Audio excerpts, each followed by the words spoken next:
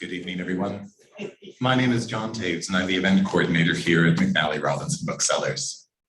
Before we begin, I would like to acknowledge that McNally Robinson is located here in Treaty 1 territory.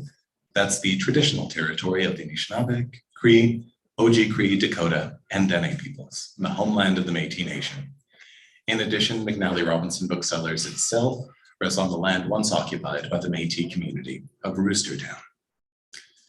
We're thrilled to have so many people here, both in person and virtually, to celebrate the launch of David Penner, Architect, published by Storefront Manitoba. I won't take up too much of your time, as clearly no one is here to listen to me. The only thing I will have at the outset is just a few very brief housekeeping notes. There'll be an introduction from this podium, followed by a panel discussion that'll take place to my left. Following that, there'll be an opportunity to ask questions or make comments. For that point in the evening, I will circulate with this handheld microphone, which is not a comment on your ability to project your voice. It just ensures that those watching at home can hear the questions and prevents us from having to repeat them. If you are one of those people watching online right now, please feel free to write any questions you might have in the chat, and we'll get to them as time permits. Here to introduce this event and to say a few words about this volume, please join me in welcoming the Storefront Manitoba Executive Director, Jaya Bench.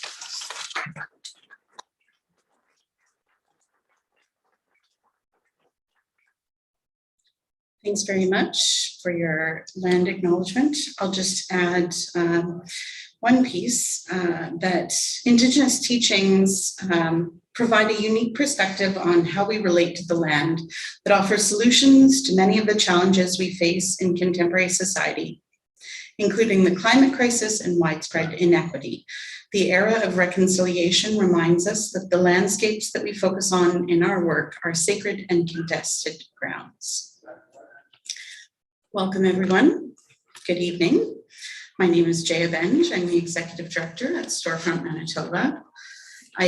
Some of this may be repetition because I think there are many friends of David that I see in the audience tonight. But David was one of the founders of and served as Executive Director of Storefront for almost 10 years before his passing in 2020.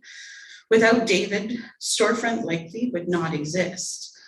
So I want to begin by expressing my heartfelt gratitude for his invaluable contributions and unwavering dedication in steering this organization towards success and positive impact. We're lucky to have Marion in the audience tonight, and I believe Zoe and Matthew are watching remotely. It means a lot to Storefront to have your continued support. Storefront, as many of you, I believe, know, is a charitable organization dedicated to advocacy, education, and celebration of spatial design in Manitoba. We believe that the design of the built environment plays a key role in making cities more sustainable, more equitable, more livable, and perhaps most importantly, more inspiring. Today's event is presented as part of this year's Winnipeg Design Festival, an annual open and public event that aims to share, discuss, promote, and celebrate architecture, design, and urbanism in Manitoba. This year's Design Festival has been focused on the theme Reflect and Re-envision as a way of reimagining the city's urban core and values. We have had a very busy month filled with talks, tours, and installations, and tonight is our last event of the Winnipeg Design Festival 2023.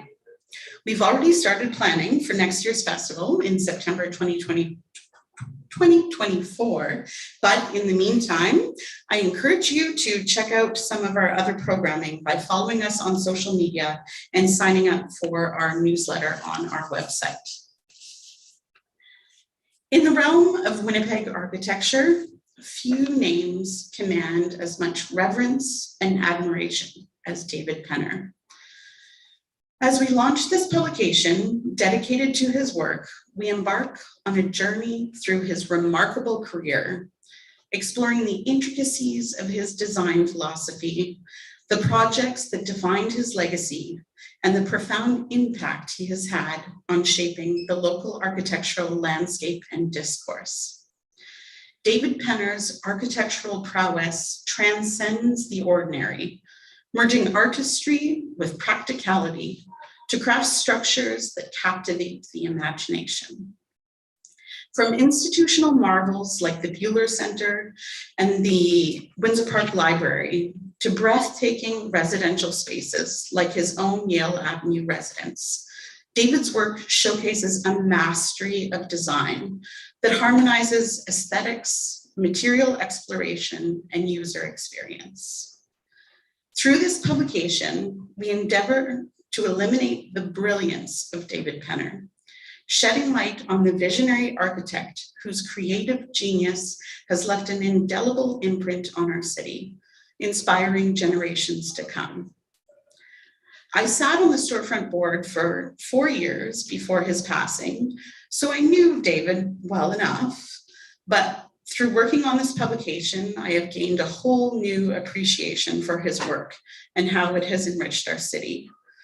I've generally been a rule follower, so I'm now challenged to take his advice on risk to heart.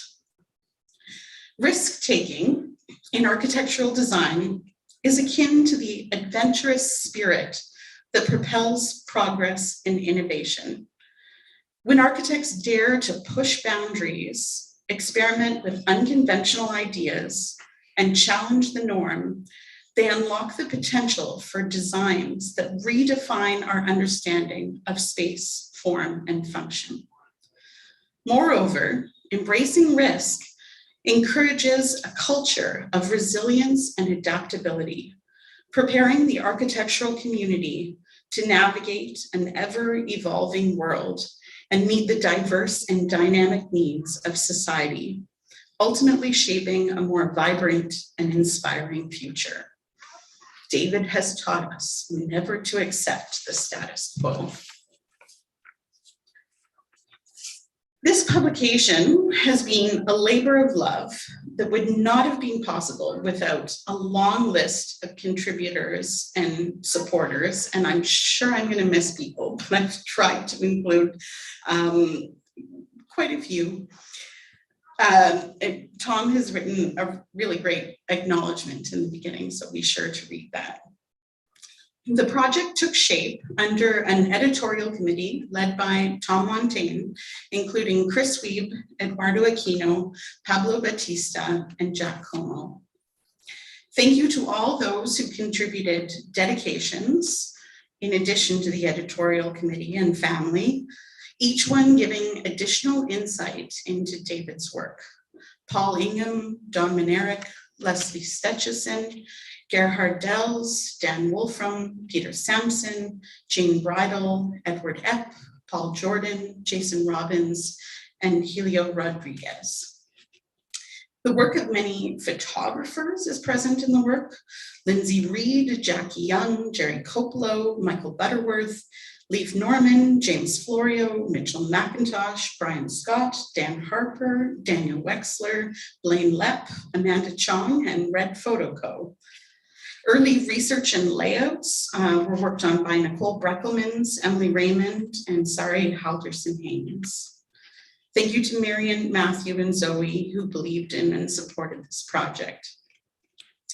And I'd like to highlight 3 key people who got this project across the finish line, because it really has been a marathon. Funder Michael Nesbitt, graphic designer, and all-around worker Owen Swendrowski-Eriks, and editor Tom Montaigne. Thank you to David for continuing to push us and inspire us to take risks that are worth taking. We have a special program in store for you this evening, a chat amongst a few of David's closest collaborators and friends. Tom Montaigne is founder and majority owner of Montaigne Architectural Works and has practiced architecture in Winnipeg continuously since 1994. A graduate of the University of Waterloo, Tom and his associates endeavor to provide wise stewardship of the planet's finite resources through the thoughtful design and careful construction of a variety of projects that focus on infill, densification, and renewal.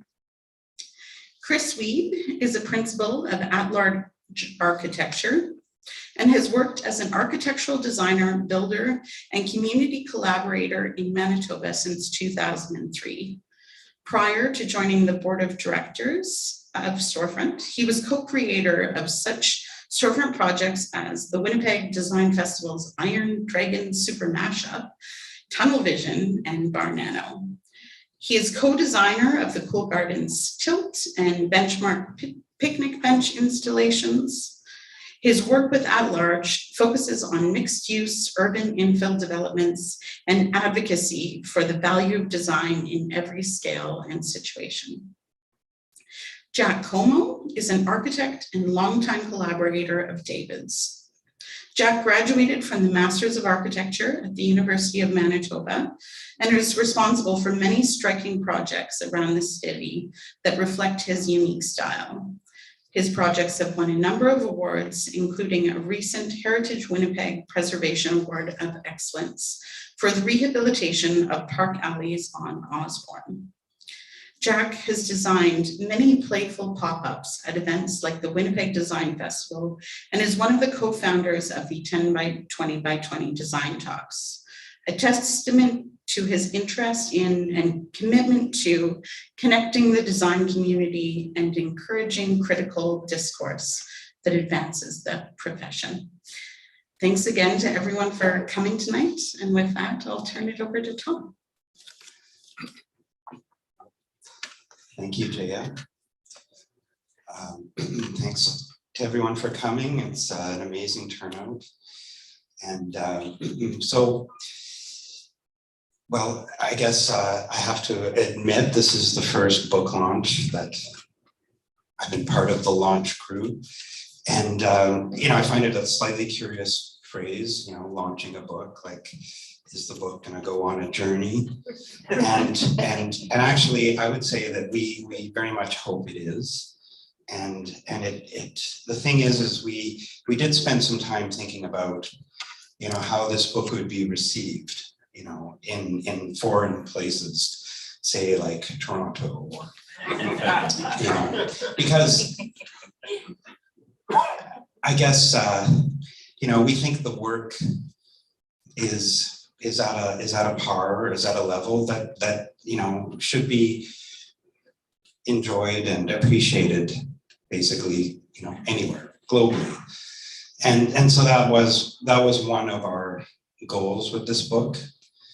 And I guess the other main thing that I wanted to talk about at the beginning, of course, we started talking about this book quite soon after David's passing. And the thing is there was a desire to commemorate, an urge to commemorate. And the thing is as Jaya alluded to, it's quite a marathon, turns out, putting the book together. Had no idea really. And I'm still not 100% comfortable with this, being called an editor. My apologies to any professional book editors out there in advance. And the thing is but what I was going to say is that, I was a fan of David's work, already. But the thing is to really study it and really look at it and really compile the photographs and, get things photographed and select the photos. And I think we took a lot of time, it took us practically 3 years. We started, like I said, talking about it very soon. And I think it was worth the effort, the quality is there. So we hope it has this, it lives up to the work. So that was our goal. Second thing I wanted to say is we quickly identified this sort of unique opportunity. Perhaps it's a unique opportunity.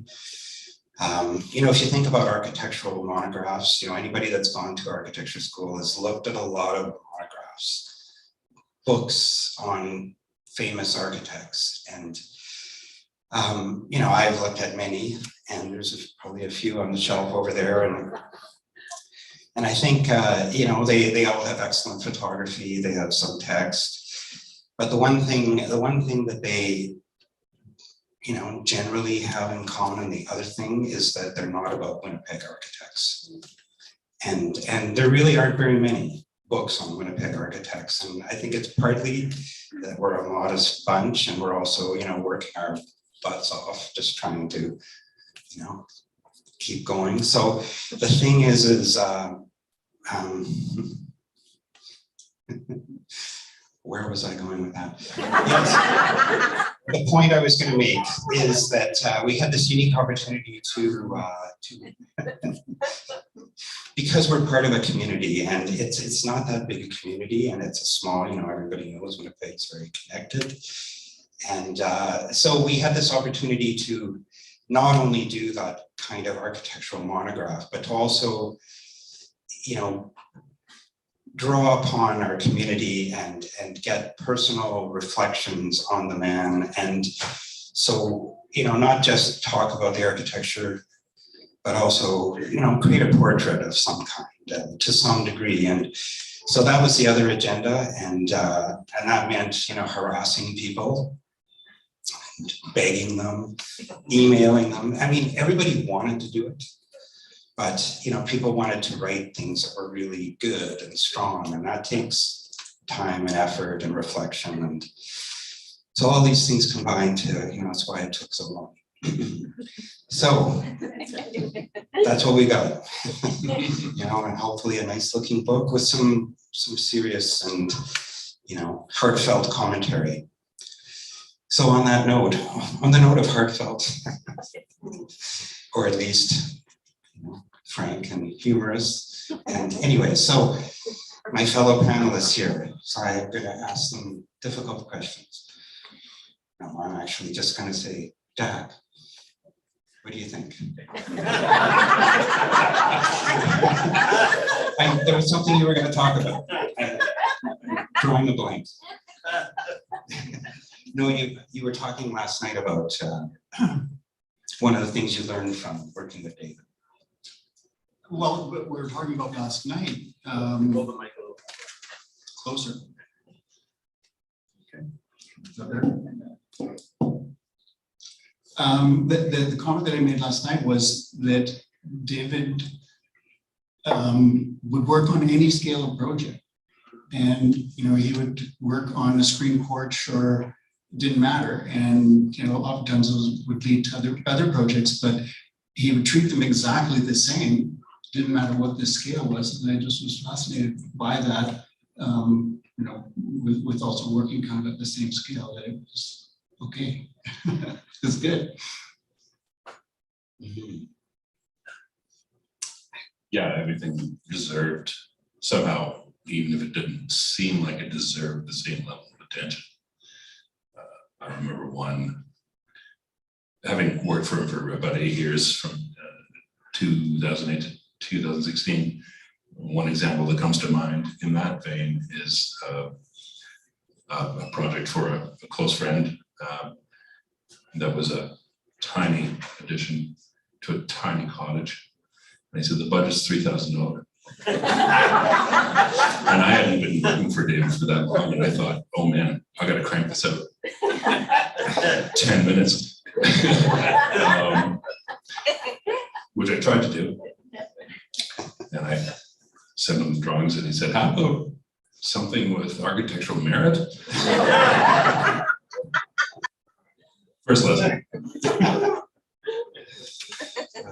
Well, you know, one of the other things that I was actually leading up to, and I forgot to mention, and one of the things that I think that's interesting about this, I mean, I talked about how there aren't a lot of books about Winnipeg architecture or architects, but I do think that there's an element you know, architecture is very much, you know, like, it's almost like this old-fashioned occupation because, you know, in the digital world, especially in the internet world, where, you know, it's very much rooted in a very specific place. And so it's very unique. And, you know, even if you're not trying to be unique, it still is. And so, you know, inevitably the character of the place somehow comes into it.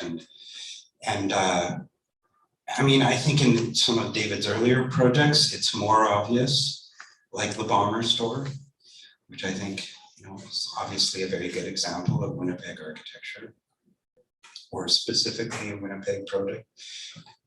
Great photos in the book, by the way, that somehow got found. Anyways, Jack, you worked on that with him, right? Yeah. Yeah, the photos were never lost. I always had them. Excellent. Yes, good. Yeah. But what I thought you were going to say when you were talking about local is wood frame. I mean, that we live in a place that makes sense to build most things out of wood, and kids love building out of wood. All kinds of wood. I could have said that. Pieces of scrap wood. Pieces of scrap wood. The studio was purely scrap wood and cardboard. Well, it's interesting to think about how,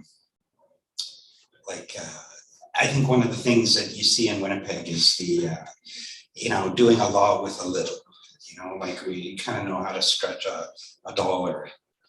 And Marion told a funny story about the cabin, or I guess the cottage at VB, and you know, and how you'd be driving to the lake and you would see the Star Lumber sign that would say, you know, build a cabin for $50,000, or maybe it was less than that. 49. Yeah. David was, I'm going to build a cabin. Yeah, so like, I could do that. $50,000. So. Is the building permit still up in the? We moved it. Oh. It is still, yeah. Okay, it's technically not complete Yeah. by design. After you'll finish it. Yeah. What else are we talking about? Are we just throwing it to the crowd now? I think so. Just, we have moving the story. Does anybody want to offer a comment? Well, I think one project that you talk about, I would talk about in terms of budget, was the Taylor residence. And, you know, that was a classic example of David just putting a lot of effort into a house that was very modest. I mean, modest to the extreme almost. And it turned out really well, and it looks exciting because of sort of almost a bit of fakery. Like he made it look like a flat roof, but he couldn't afford a flat roof, so he put a peak behind a wall, as you know, you'll see in the book. So yeah, David was very good at, you know, putting together a package on a budget, no doubt. Yeah, that's an interesting cube.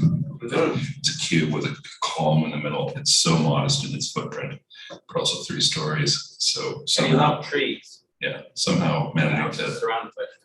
yeah, carving it, just plopping this cube into the forest of that Charleswood site, and somehow just making every level a rich space, despite its modest size.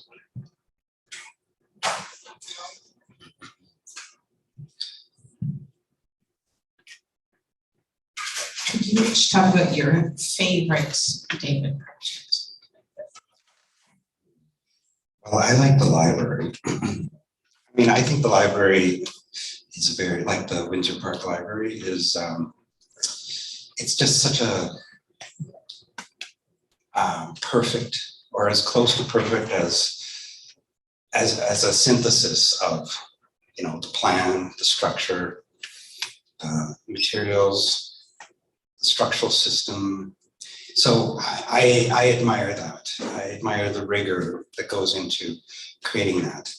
So that would be probably my favorite. And it's also probably, you know, like it's, you know, kind of the apotheosis of his work. We use that term in the book.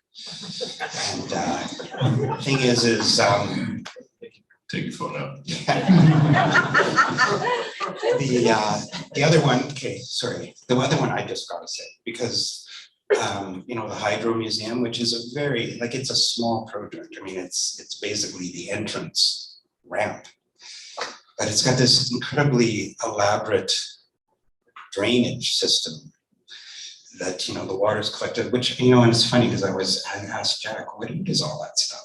I said, well, I think it's the roof drainage. And so I looked at it, I actually went to it. And yes, so the building, this little building expresses, you know, a collection of rain that is then carried through this very sculptural steel structure out through the building envelope, which is, it's actually not insulated, so it's just glass. And then, you know, it's this lovely sculpture hung off the building that drains onto this little pile of limestone. And that's Manitoba Hydro. No. You know, it's how it's how electricity is created. I find that very, to me, that's the kind of thing that I get excited about. So he did that similar idea early on in their Morantz house, where there was a chain in the drain. And so the water would come down the chain. But yeah, it was sculptural and very, you know, made the front of the house. It's something to look at. It's really neat. It was fun. That project, the Brunswick Park Library, was one of the last projects I worked on in his office with Ollie and H5, and it was I think it was a great opportunity to pull out all the stops, right? Like architecture is so often about compromise, and I think that might be one of the products that I hope to never have to compromise so little on a project in my own career. And it was great. But to the question, favorite project was probably the rogue warming hut, the first year of the warming huts on yeah, what year was that? Let's not say, but yeah, it was the first year, and I guess it was invitational, and then David was maybe a little bit miffed that he wasn't invited, but we had been, you know, playing around with pleated sort of origami-like pleated structures, and he had this fascination with chloroplast. It's basically cyan plastic, right? But it's lightweight, and it's got this, the translucent stuff has this wonderful quality with light. That's $22. And it was $22 a sheet. Good call. So the idea was, okay, well, can we fold this seemingly kind of flimsy material into a structure? And we played around with that and kind of lost track of it. And then at some point in January, decided to just build a model, and it's like, David, are we going to do this? We should do this. Okay, yeah, let's do this. So we built it in his living room. Marion arrived home one day, and it was all the furniture was gone. We built this sort of folded plastic thing and flat packed it. And in the middle of the night, with a bunch of, I think, on the placard it was co-conspirators, not co-designers. Somehow got it through the front door and walked it down the river and set it up in the middle of the night. And like it was just a bunch of friends and fun, and it was totally rogue.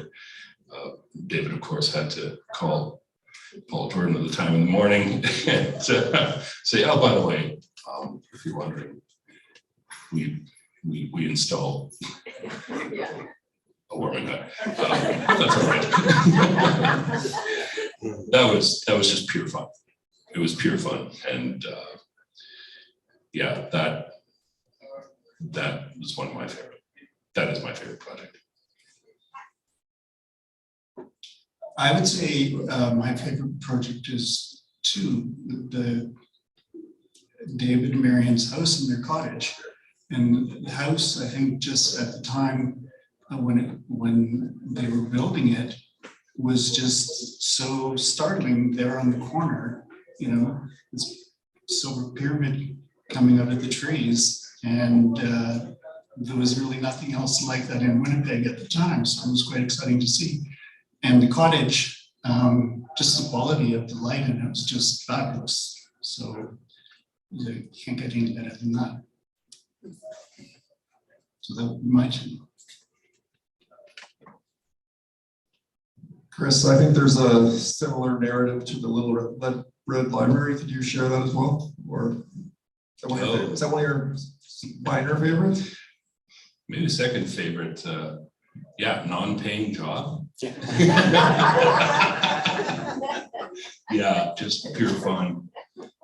Yeah, definitely. And that's featured on the cover of the book. It's David wanted to do a Little Red Library, and that it was you know, with Jane Bridle, our devoted librarian. It had several lives along the way, but he had this image of a cubic plywood red painted structure in the middle of the lake, like an ice fishing shack. And he said, let's do something like that. And I'm forgetting the sequence of its lines, but it started. Yeah, it started as this steel frame. It was all red, and we wrapped it in welding curtain, like industrial welding curtain, deep red, just beautiful. At about 25 degrees Celsius below zero, it turns into candy and shatters. So then we clad it in, or wrapped it in fabric. It started on the river, it went up to the Forks proper. When the river melted, we brought it to adjacent to Peanut Park with the generosity of Michael Nesbitt. This isn't the next door to his house. And it became Little Free Art Gallery for a while, and with partnership with Paul Butler, sorry. And Martha Street Studio, you know, steal this poster, if anybody remembers visiting. It was just a wonderful role to play in that area, and eventually that needed to be refurbished. David somehow found some money, and we clad it with glass, like red filmed glass, and moved it to Hugo Park, where it exists now. I remember being tasked with arranging for moving it there. Never asked whether it was allowed to be there.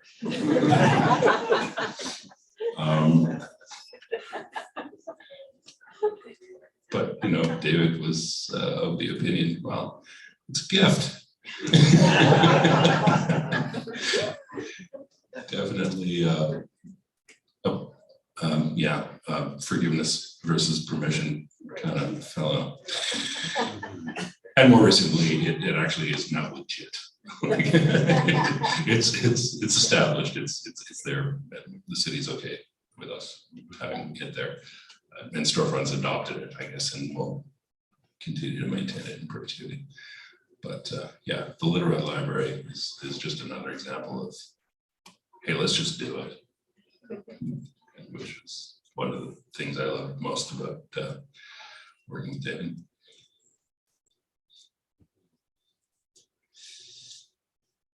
And actually the dedication that Jane Bridle wrote, that's in the book, that I don't know if you want to talk about it, Jane. I don't want to put you on the spot. Well, you know,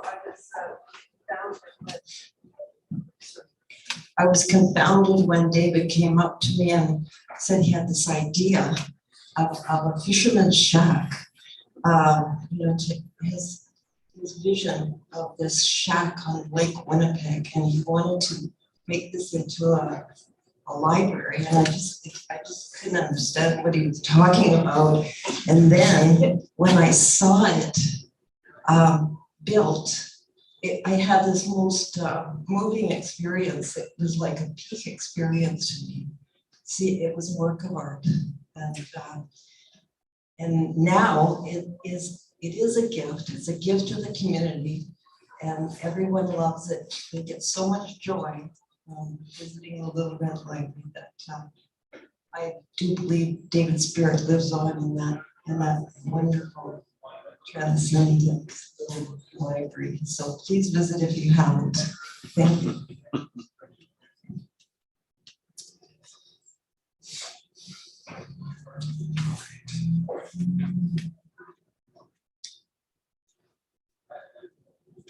There's a lot of familiar faces here. Somebody's got a question or story. I have a little tiny story. Hi, I'm Leif Norman. I've been shooting the design festival for a long, long time. And this must have been about 8 years ago or something. David called me in to his magical pyramid, which is, it was silver on the inside, right? I remember sitting there and looking up and looking at him at the desk and looking up. And he said, the pictures are great. I like the pictures a lot, but could they be more designery? And I sort of stared blankly at him and went, okay, I'll try, thinking I knew what he meant. And then the next year, they hired me again and again, so I guess it was okay. Do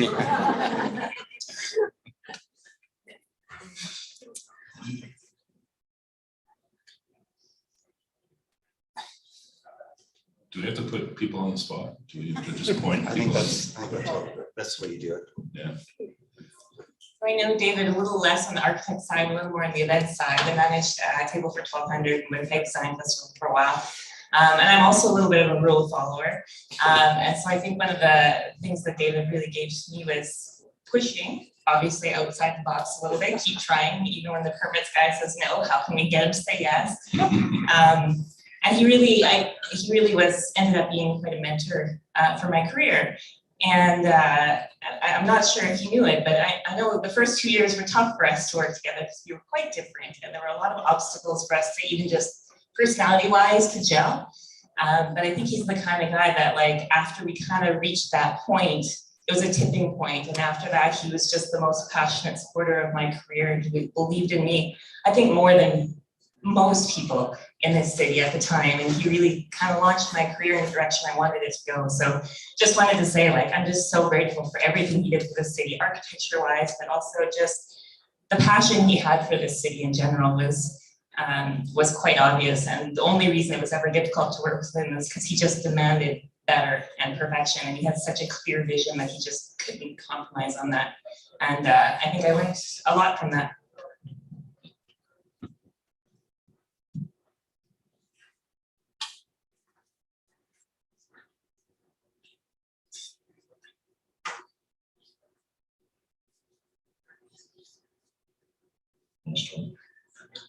More stories? So many of the stories we were talking about last night, we felt we couldn't. You didn't want them on the internet. I think actually my name is Teresa, and David is one of the reasons I returned to Winnipeg. David and I and this lot here, we went to high school with David and Marion, and we started architecture, except for you, Danny, together. And the reason, one of the reasons I returned to Winnipeg was I really admired the caliber of work that David did, and the warmth that he greeted all the human beings that he collaborated with. So I'm really happy to be here. And hi, Marion. Hi.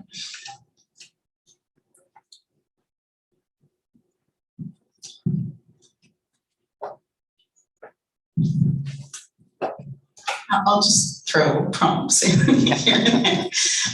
Can you talk a bit about, I suppose you were all involved to different degrees or around or knew about, maybe less so Tom, but at the advent of Storefront, what David wanted to do with Storefront and how he felt that could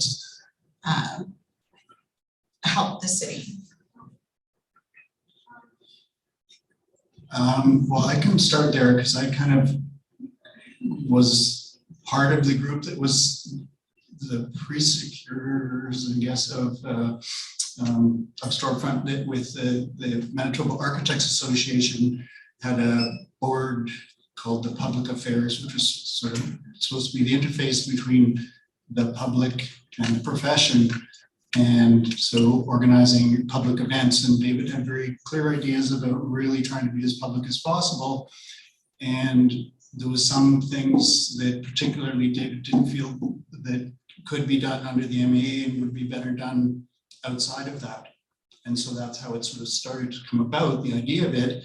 And then half of the people that were on that public affairs board kind of became Storefront. And so some of us stayed so that we weren't all feeding both pockets with money from the MAA into Storefront. So that's kind of how it got started. And then the vision was just that it was going to be very public. Yeah, that's, I guess that's been the project since public engagement. It's, I think architecture suffers from self-inflicted wounds sometimes of being esoteric or, you know, hard to understand, or at least the value of it gets lost in the mix of urbanism and, you know, individual projects versus the macro understanding of place. But I think all we can do is, with being mindful of the macro, you know, focus on the macro. Every single project, you know, no matter how big or small, contributes in some way to the fabric that we live in. And I think David was very, very attuned to that notion of everything matters. And I think that was his vision for Storefront, to convince everyone, or at least send out the message that it all matters. And it should be fun. And it should be fun. That matters. Yeah, so the premise was always that there should be some fun involved in the event to get people to want to participate in doing it, and the event itself and the outcome. Yeah, let's not be too serious about it. Yeah. But also be serious about it. It's a serious subject. But it should be fun. It's so fun.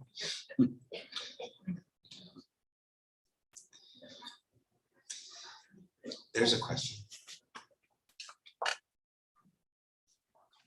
We're just a memory of David, and I'm Michael Butterworth. I worked for David for a while, and there's lots of stories. But honestly, the first memory was it's just a straight up generous one. It's my first memory with him.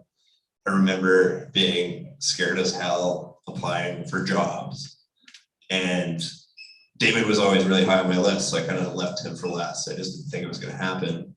And I went on my bike. I was applying a bunch of places that day. Nothing happening, dropping stuff off. And then I go to David's. He brings me into the pyramid. Like 45 minutes later, we're just talking about art, architecture. A couple drinks later, he was like, I don't know what the hell I got you to work on, but if you want a job, you're hired. It was very, very generous. And that one sticks out, his generosity for sure.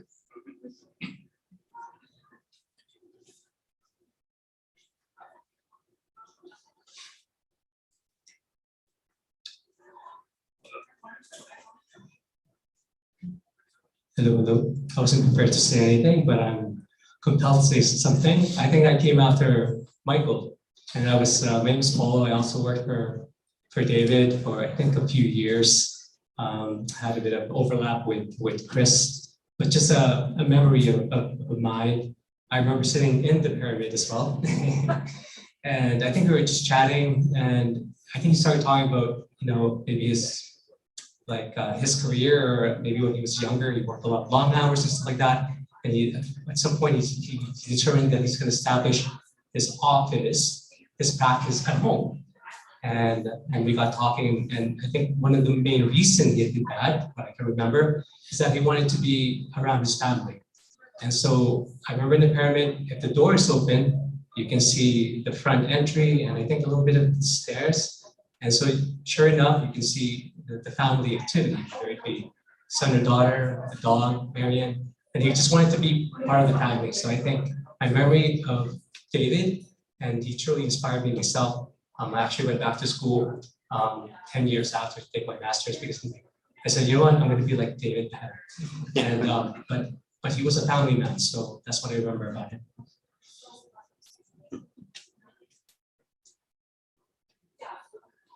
The other thing that's interesting on that note about David being a family man is that I think that when he went to the lake was the only time that he would stop work.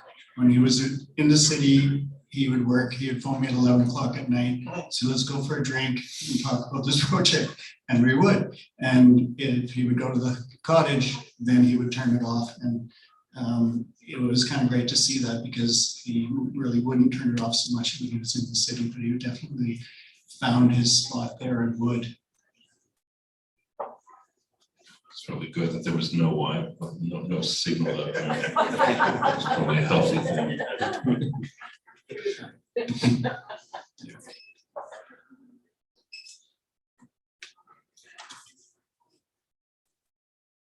Yeah, he did recognize that he was a bit of a workaholic. And yeah, Paula, you're right. Remember that story too. He's like, well, if I'm gonna be a workaholic, at home, not at the office. And yeah, that was something that he devoted himself to. So the book is full of descriptions of a number of his projects, beautiful photos of his projects. They photograph easily enough, I suppose. And then a lot of really touching stories of people from different aspects of his life. And so I encourage everyone to delve into those. And I think we're nearing in on 7. I could throw, does anyone else have any questions, comments? One last thing then, what is your number one lesson from, everything's ranked with me. Yeah, what lesson are you taking away and giving to this audience that David taught us? Who's 1, 2, 3? Who's first? Whoever jumps in. No, I'm ready. You go ahead. Should I go first? Okay, well, I was very interested in David's process, because it seemed unlike mine. So I'm always interested in that. And the thing is I mean, it's hard to talk about this without kind of being esoteric, because like, how do you, how do you come up with ideas? But one of the things I learned, or I think I learned, I haven't quite learned how to apply it, but is he seemed to have a way of, like, I mean, I already talked about how he could get a lot out of a little. But I think there's some trick to that. And he had a way of like, I don't know if it's keeping the decision open until the last moment. And so not committing too soon, and allowing circumstances, maybe something else a little less expensive, so then you can afford, you know, something else, you know, and because I think his work is rigorous. And I think rigor is, you know, it's how to, you know, it's one thing to work hard. It's another thing to work hard and continually improve something. And that's something I try to do. I think following his example. Yeah, I came to his office as a very green young designer. I don't know that I had a clear process. But it really was about both an understanding of how to start as simple as possible, and then only accept impediments when they absolutely slap you in the face and you can't go any further, but just push through it. And I've always tried to keep that in mind, where yeah, obstacles aren't necessarily obstacles if you're willing to accept that there are possibilities beyond. And David always, it was relentless sometimes, maybe to a fault. Because sometimes you keep pushing and then you really get hit in the face harder. But you know, as tiny blurb in the book, like that kind of risk taking, it more often than not was totally worth it, because it did take us into different realms of design and just took products further than they would have been. Yeah, I think it was worth doing that, even if it felt like a slog. That's one of the things I don't know if that's the main thing I learned from him. You know, he taught me a lot over many years, and it was great to be friends with him after I left the office. But that was definitely one of the earliest lessons that I'll take with me. What was the question again?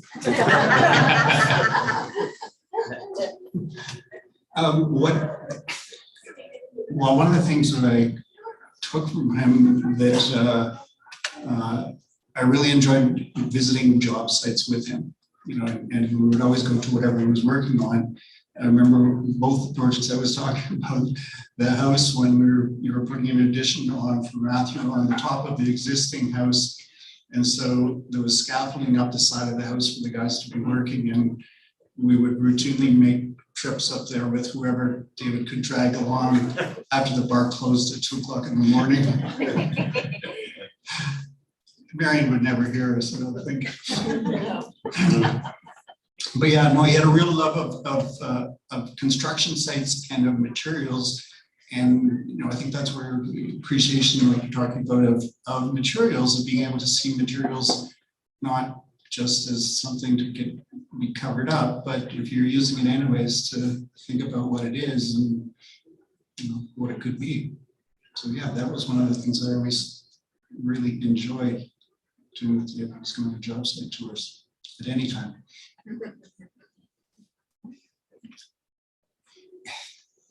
There's an observation.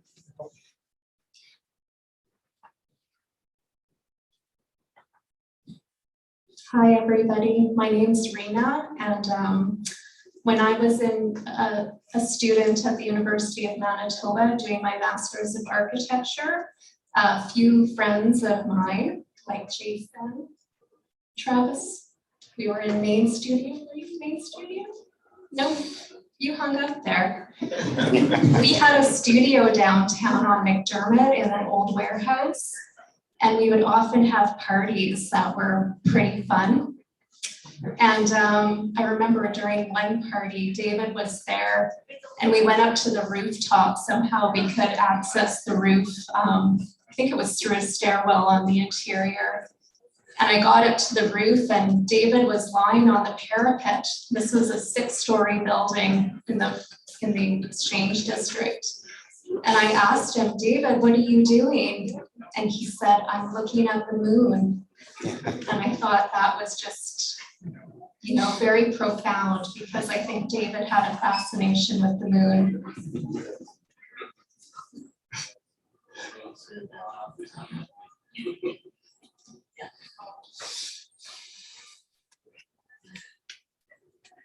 I think we're launched.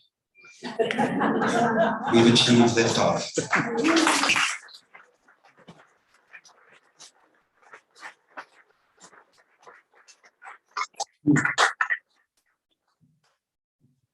Thank you all so very much. I just have a very quick procedural note just at the end. We do have copies of the book at our cash desk, so please do feel free to wander up and request one if you would like one. There will be no formal signing because of the sheer number of people who contributed to this volume, but if you would like your copy engraved by anybody here, please feel free to just approach them informally. Not to end on a note of sales, just on the store's perspective, it's so humbling to be involved in the celebration of somebody who contributed so much to not only the built environment here in the city, but also to the artistic community, and of course to just community in general. So we're on behalf of the store, I'm so grateful to all of you for sharing your memories, and to Storefront Manitoba for thinking of us and for involving us even peripherally in this wonderful celebration and in the launch of such an incredible volume. Thank you all for coming tonight.